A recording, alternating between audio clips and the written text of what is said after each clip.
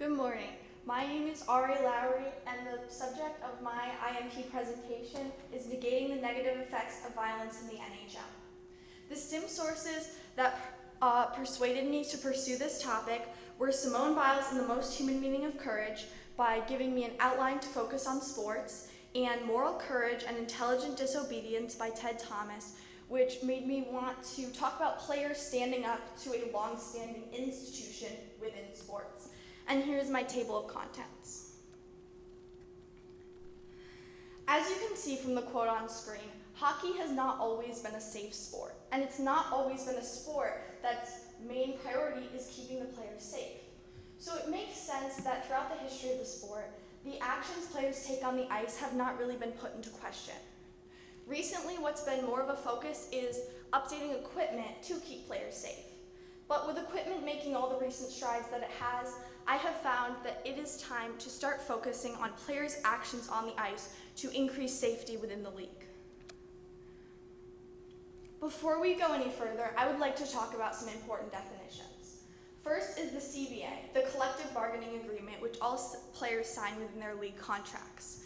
This is controlled largely by the players, but is not enforced by the players. It is enforced by the DOPS, the Department of Player Safety, which enforces the discipline, but it has to stay within the guidelines stated in the CBA.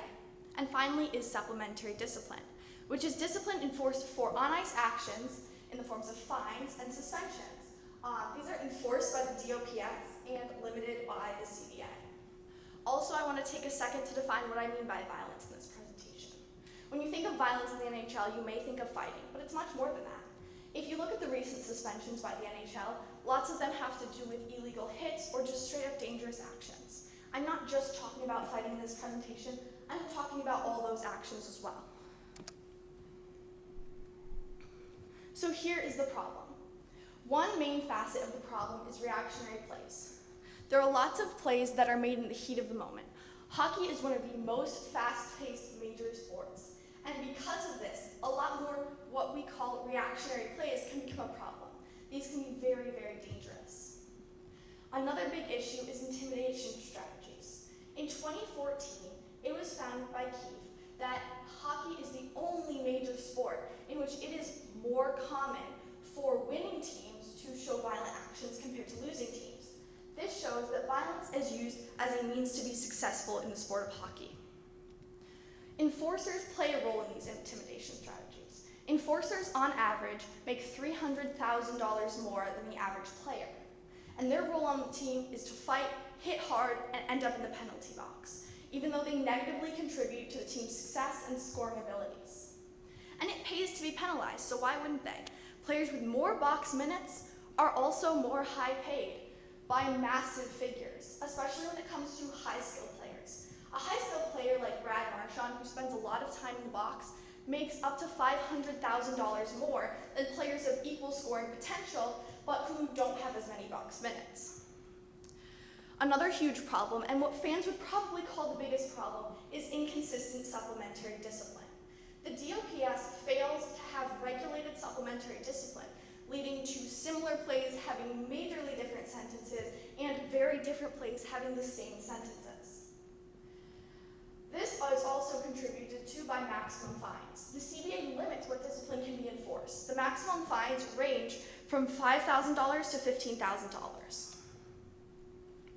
The average salary for an NHL player is $3.69 million. This is 0.46% of that is the max that can be fined under the CBA. This is a tiny percentage. It doesn't dissuade players. That much is clear.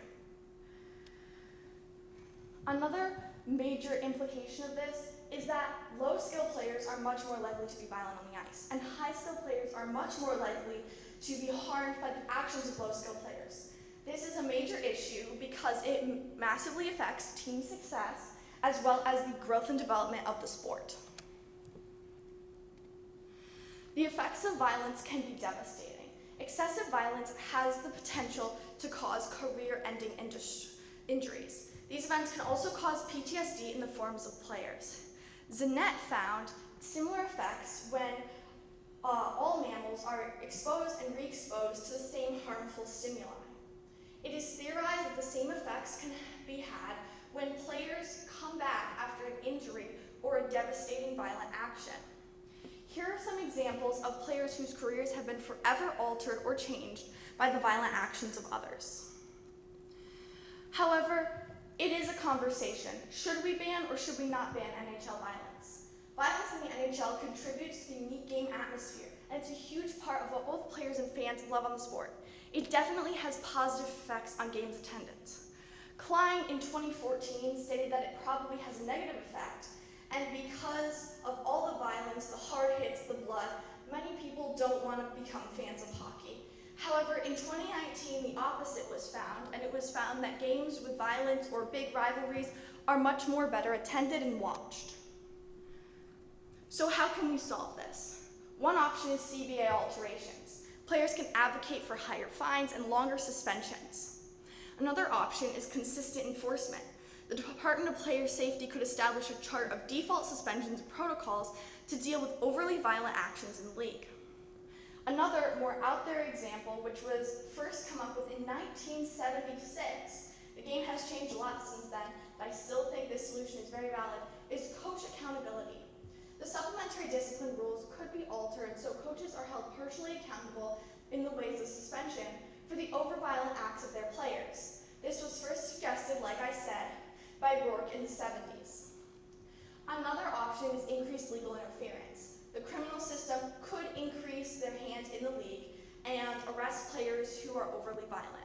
However, I think this has too much of a negative impact on the game and would decrease the violence too much. Players would be afraid to be hard-hitting like they are. But still, it's clear from numbers like these, something has to change. With this comes to my call to action and my best solution. Take a stand on safety. NHL players need to stand up for their own safety. By doing this, they are increasing the longevity and profitability of their own careers. The players alone have the ability to change what's in the CBA to better benefit them. So in conclusion, the NHL's unique situation calls for a compromised approach to violence reform. This involves limiting only certain overly violent actions. This includes players taking a stand for safety, coaches being held partially accountable, and the DOPS consistently enforcing regulations within the league. Thank you for your time, and here is my list of sources.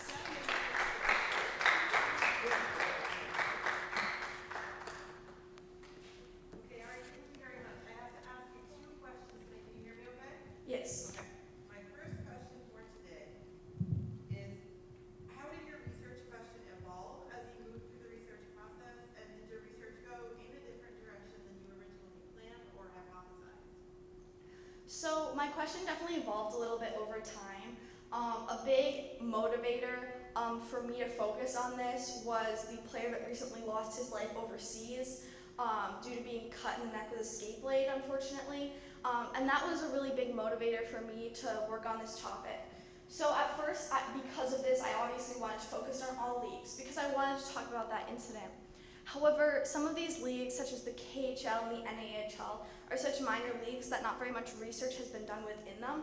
And so I found that it would just be more useful and I would have more direct conclusions, comparisons, and more just strong evidence if I focused on specifically the NHL. And my research definitely went a little bit differently than I had originally thought it would.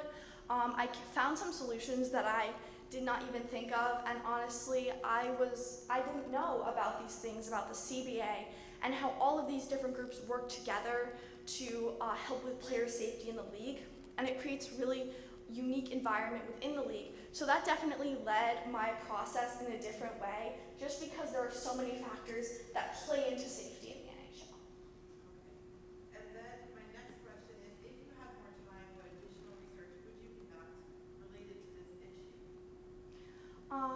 If I had more time, I would say that I would probably want to conduct more research just on probably what suspensions and what fines could really act as deterrents.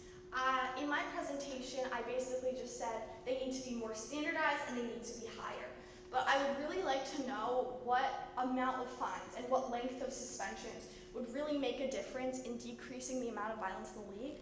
And how much should the fines be? What percentage of the salary or what amount? And And I think that that would be really valuable to conduct in order to see what we should establish in that CBA in the future. So this is research that doesn't exist right now, and you would need to go ahead and try to fill that gap. I think there definitely is some research on it, but it would be more psychological. So it wasn't really the focus of my presentation, but I definitely did see things that were kind of psychological motivators relating to money and relating to getting to play the sport that they love.